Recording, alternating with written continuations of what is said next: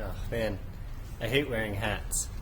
I never used to wear them, but here in Mexico, I just have to. I'm so pale I get crushed by the sun. So I was listening to a podcast the other day, and it's called the Freelance Podcast on Spotify. I'm sure it's other places too. But they said something I really related to, and they were talking about micro time off, saying that if you really have complete control of your schedule, you should be able to take a few hours off every day. And that's what I'm doing right now. I'm actually walking to the gym, and I usually ride my bike, but I thought this would be a good chance for a walk, and it's a nice day. Well, it's always nice here, but today what I wanted to talk about is things that no one tells you about freelance web development. And of course I'll throw some positive things in there, but you see the stereotypes where you're working on a beach or by a pool, and in my experience so far, that hasn't been the case. So I thought I'd talk about some things that no one tells you about freelance web development before you get into it. We're back in the office now, but I thought I should show the front of this at least. I guess I'll just put it over here for now. So I'll admit, there are some people who have great content about freelancing, so I'll just get that out of the way. Check out Travis.media's channel on YouTube. He's got some good freelancing videos and Upwork videos too. Got to give a shout out to Traverse Media, right? And also, if you haven't already, check out Real Tough Candy. She has some really good content on freelancing as a web developer, learning to code, and things like that. And lastly, Alex Young. Check him out on YouTube, especially for WordPress stuff. But he's got some good freelancing videos too. And there are lots of podcasts too. Syntax is a great podcast. Learn to Code with Me is as well, and the Free Code Camp podcast. But enough of that. Even with me mentioning all those different places, different sources of great freelancing information, there's so much more out there. And I think people really have the wrong idea of what freelancing is, especially freelancing as a web developer. I would say the stereotype is definitely that person traveling, living on the beach, maybe they work a few hours every day, and there are some people like that. But that I really think that is the minority among freelancers, specifically web development freelancers, and that's why I wanted to talk about this. ¿Sabes qué? Tengo un hambre, güey. Oye, ¿qué vas a querer? Now, I guess you should know a tiny bit about myself, and I have now been freelancing just over 6 months. I kind of started in August, and it's February now, so I guess really 7 months, but, well, let's say 6.5 months I've been freelancing pretty much full-time as a web developer, and I started learning to code and learning web development because I live in Mexico, and I really wanted to be able to work remotely. Now that said, I didn't have any crazy dreams of living on the beach, working from the beach or something like that. I pretty much work a 9 to 5. And that is one thing that I think a lot of people don't understand if they're not freelancers. In my experience, it really helps if you keep normal hours, at least in the beginning, right? It really helps if you keep normal hours and if you pretty much stick to business hours, because that's when your clients are going to be responding to you and answering messages and emails, and people also think that freelancers just take time off whenever they want.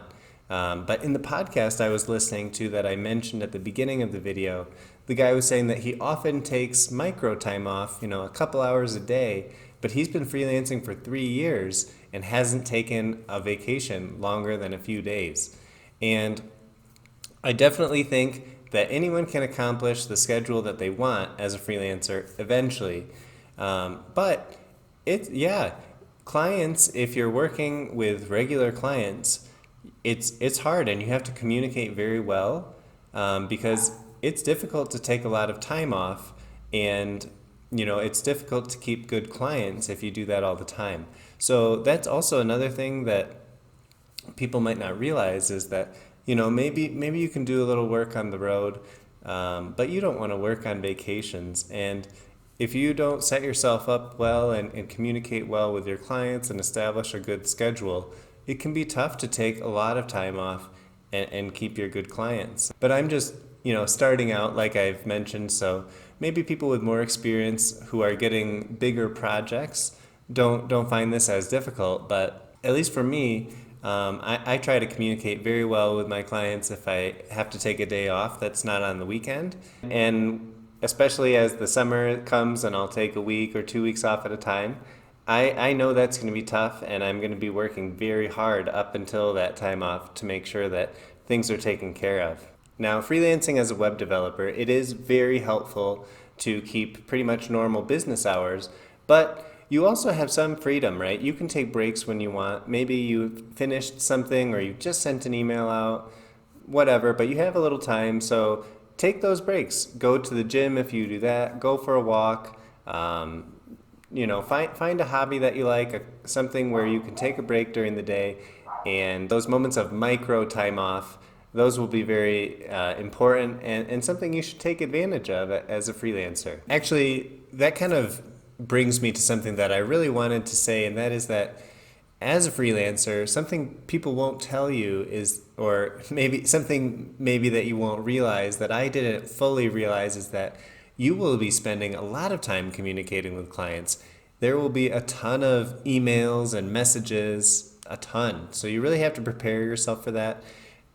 In the beginning, that might not even be billable. And so, if you are a freelancer charging or billing 20 hours a week, they're probably working at least 40 hours, compared to what someone with a full-time job would be doing. And to be honest, I didn't want to make this video today because in the morning I have a flight, I have a lot of things to do, but this was the right moment because I'm really, I have the feels. I'm thinking about freelancing a lot. I feel overwhelmed. I have a ton of work. And so I thought I should make this video because freelancing is hard.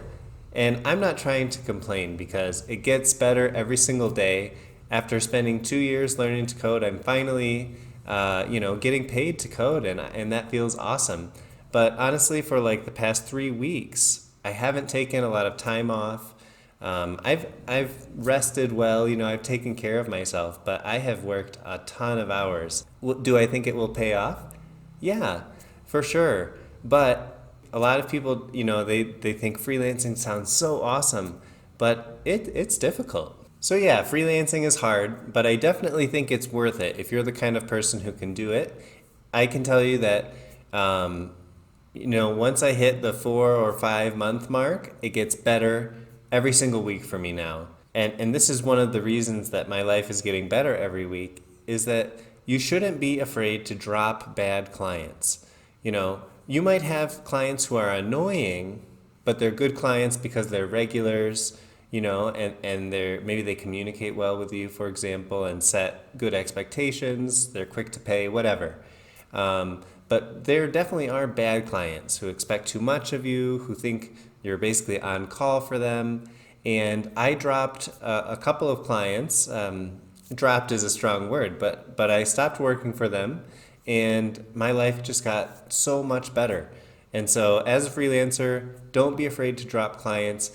The world is huge, and there's a lot of need for developers. Even if, I'm doing WordPress development, and there are so many clients, really no matter what your niche is, the internet is big enough, and there are a lot of clients, so don't be afraid to drop a client. Of course, you want to do it respectfully, maybe give them notice if it's a contract job or something regular. But yeah, don't be afraid to say, I need to move on, or you could tell them you got a new gig and you don't have time for them anymore, whatever. And that is actually something I definitely wanted to talk about as well. I think, at least I had this view of programmers and freelancers before, but I thought that freelance web developers were kind of just spending all their time, in their PJs with their headphones on, coding away. And I really had no idea how much time independent freelancers spend communicating with clients. I like that part. I like the dealing with clients part of it. I have a background in customer service, and I kind of like the business side of it too. But that is definitely a huge part of it. The business side of freelancing is way more important than your skills as a developer. Think about it. There are people using WordPress, using Squarespace, there are people using only page builders and charging over 100K a year because they know how to market their skills really well. And in the end, they provide their clients with what the product that they're offering. And so you remember that your business skills and your communication skills are way more important than your developer skills.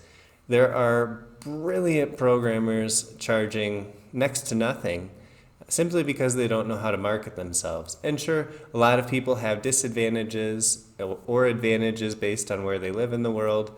But in any country in the world, you can find freelance developers charging a lot, and you can find more talented freelance developers charging a little. And I find myself in calls and in email and spending time emailing clients all the time. And as I'm freelancing more and getting more experience with clients, I'm learning that the communication is essential. If something goes wrong and there's a miscommunication, and then you have to redo a whole lot of work, really that's on you more than on the client. Of course, there are clients where it would be their fault, but if you communicate well, you can avoid a lot of bad situations. And so what I like to do is if I have a huge project, I really try to start it off with a call, actually, at first, so that we can get to know each other if we don't already, but really so we can talk about the project and I can try to understand their vision for it, so that way I have some kind of idea in my head to go off of later when I'm asking them questions through emails. And hopefully, our call, if I take good enough notes and they can explain their vision well, hopefully, and I can ask the right questions, hopefully, then in those emails, the communication will be very easy because then it will just be tiny details. Something I also really like to do is I like to make videos, record screen share videos for my clients so I can show them, hey, this is what I did, what do you think? Or, hey, this is how you do this, you know? And I think that's something that clients really appreciate because if you make it easy for them, they'll love you. With clear communication, you know, then it's not on you. It's not your fault if something goes wrong. You can say, look, I asked you about that. You said you wanted it that way. Now you're changing the scope of the project. And so I'm sorry, but I'm going to have to charge you for a couple more hours, or I'm going to have to add on $100 to the project if that is something that you really want. Now, maybe this would make sense if you really thought about it, but at least myself, I didn't think about it enough before becoming a freelancer. As a freelance web developer, most of the time, if you are doing a good job and you're filling your schedule, there will always be more to do. There will always be more work to do. You could work 24 hours, 7 days a week, and there would still be more work to do. So not so much with clients. You do need to establish boundaries with clients, but establish boundaries with yourself, because some days, I wake up, I get started early, maybe I get started at 7:30, and at 9 p.m., I'm still writing an email, I'm still working, and I take breaks during the day and stuff, but there will always be more to do. So find a time to turn work off, because there will always be an email to answer. There will always be something to work on in your project. But if you don't take care of yourself, it's just a snowball. And with clients, that can make some clients think that you're available late at night, or you're available to message anytime. So really, just remember that there's always more work that could be done.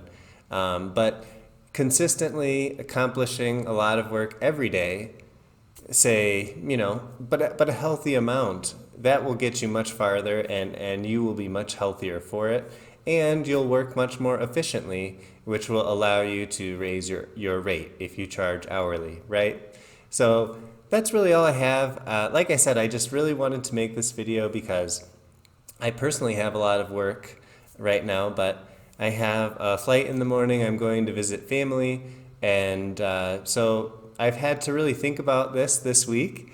And these are things that I want to work on. I want to establish a better schedule. I want to continue getting better at communicating with clients and just understanding their needs and requirements better. That way, problems are avoided down the road. And if you're someone who would like to be a freelance developer and you're learning to code, stick with it. Networking is so important, so start early and it will make your life much easier when you start freelancing. If you have any questions for me or any suggestions about freelancing, I'd love to hear them. I like to learn from people with more experience than me, and I would love to help people with less experience than me. So please leave a comment down below. Thank you for watching. This is Taylor with Coding for Tacos, and I hope to see you next time.